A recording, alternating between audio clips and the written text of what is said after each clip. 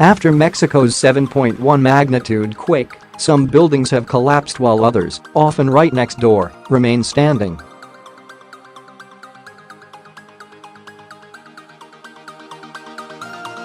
Why? The first factor is that the soil is not the same in every place underneath Mexico City.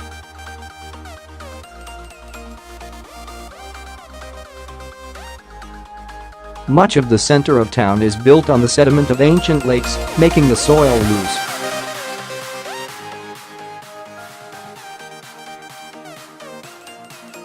When an earthquake strikes, it makes that particular soil vulnerable to shaking like jelly, prolongs the earthquake, and makes the buildings directly above it shake.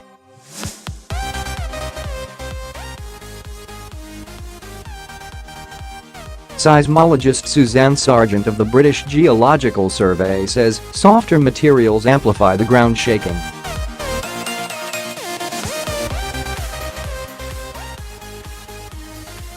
But she cautioned, at this point it's going to be difficult to say whether a building has been damaged due to the architecture or the geological variation.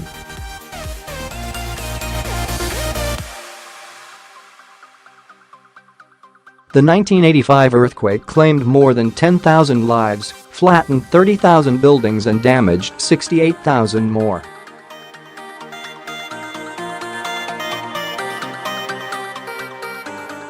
A year later, a new law came into place, requiring builders and architects to take into account the bad soil below parts of the city and for the authorities to fully supervise and inspect all building processes.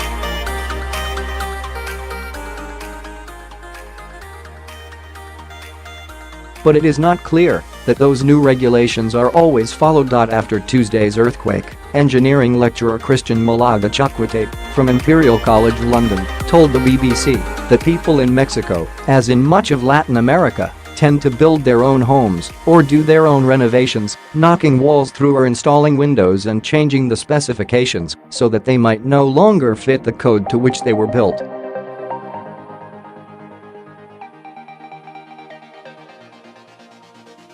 The housing stock is infrequently updated, meaning plenty of buildings in the capital are pre-1985.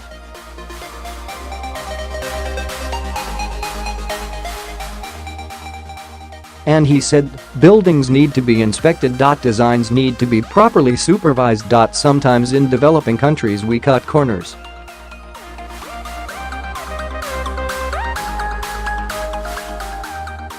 During anniversary commemorations in 2015, an engineer from Mexico Autonomous National University, UNAM, warned that the code was being breached too frequently and called for stricter regulation.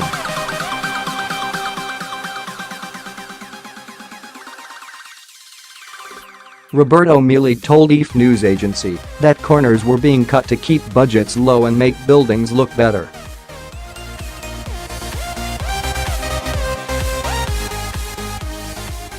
He did not single out any particular buildings or companies, but said buildings have been found that do not comply 100% with the regulations.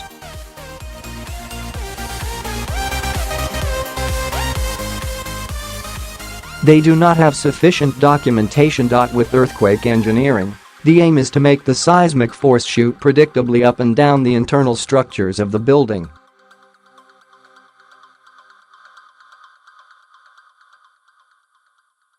This can be achieved, Dr. Malaga-Chuquitaype says, by building structural walls instead of columns.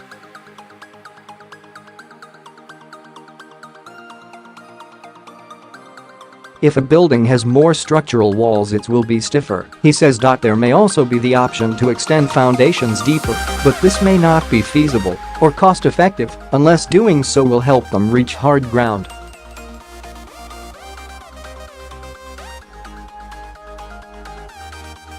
The force is less of an issue for taller buildings built to sustain high winds than it is for smaller ones.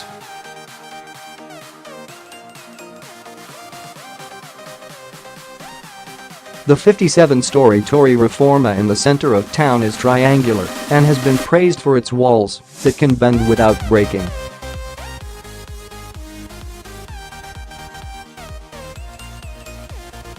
And even in 1985, two skyscrapers survived, the 44-story Torre Latinoamericana and the 54-story Torre Ejecutiva